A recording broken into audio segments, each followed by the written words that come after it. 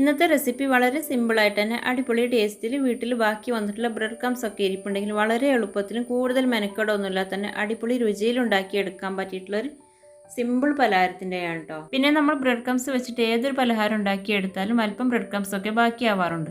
അങ്ങനെയുള്ള അവസരങ്ങൾ bread crumbs ഒട്ടും വേസ്റ്റ് ആവാതെ തന്നെ വളരെ എളുപ്പത്തിൽ കൂടുതൽ മെനക്കെടൊന്നുമില്ലാതെ തന്നെ നല്ല ടേസ്റ്റിൽ ഉണ്ടാക്കിയെടുക്കാൻ പറ്റിയിട്ടുള്ള പലഹാരം കൂടിയാണ്.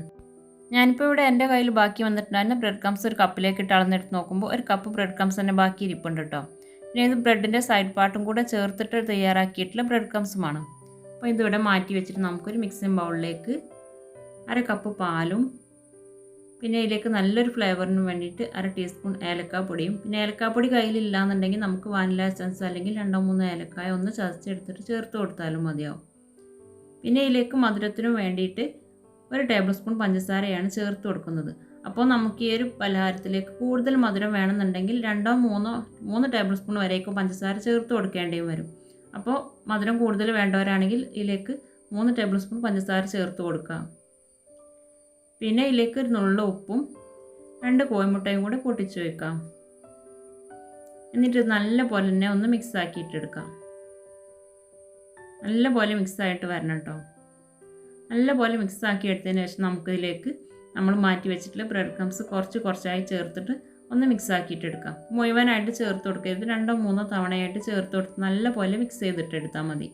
മുഴുവനായിട്ട് ചേർത്ത് കൊടുത്തിട്ട് മിക്സ് ആക്കി എടുക്കുമ്പോൾ നമുക്കത് നല്ലപോലെ മിക്സ് ആയിട്ട് കിട്ടാനായിട്ട് കുറച്ച് പാടായിരിക്കും, പിന്നെ കൂടുതൽ ടൈമും വേണ്ടി വരും. അതുകൊണ്ട് കുറച്ചായിട്ട് ചേർത്ത് കൊടുത്ത് നല്ലപോലെ മിക്സ് ആക്കിയിട്ട് എടുക്കാം.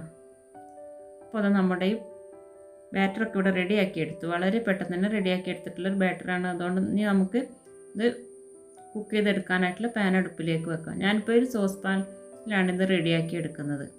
ഇനി നമുക്ക് ഫ്രൈ പാനിൽ ഒഴിച്ചിട്ട് നമുക്ക് ഈ ഒരു പലഹാരം ഉണ്ടാക്കിയെടുക്കാം കേട്ടോ. നെയ്യിലേക്ക് 1 ടേബിൾ സ്പൂൺ നെയ്യ് ചേർത്ത് കൊടുക്കാം. അങ്ങനെ നെയ്യൊക്കെ ചൂടായിട്ട് വരുമ്പോൾ നമുക്കിതിലേക്ക് കുറച്ച് അണ്ടിപ്പരിപ്പും കുറച്ച് ഉണക്കമുന്തിരിയും കൂടി ചേർത്തിട്ട് ഒന്ന് റോസ്റ്റ് ആക്കി എടുക്കാം.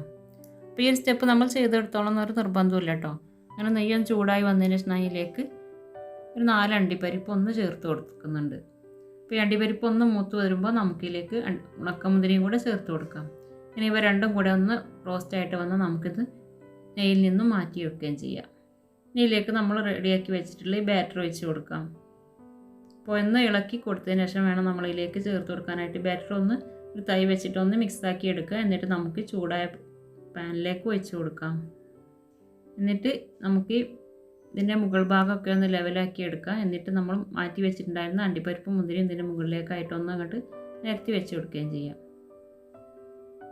എന്നിട്ട് ഇത് അടച്ച് വെച്ചിട്ട് നമുക്കൊരു 8 മിനിറ്റ് കൊണ്ടൊക്കെ തന്നെ കുക്കായിട്ട് വരും കേട്ടോ. പിന്നെ ഓരോരുത്തരും എടുക്കുന്ന പാനിൻ്റെ കട്ടിക്കും വെടുത്തിനൊക്കെ അനുസരിച്ച് ചെറിയ വ്യത്യാസമൊക്കെ ഉണ്ടാവാനും മതി.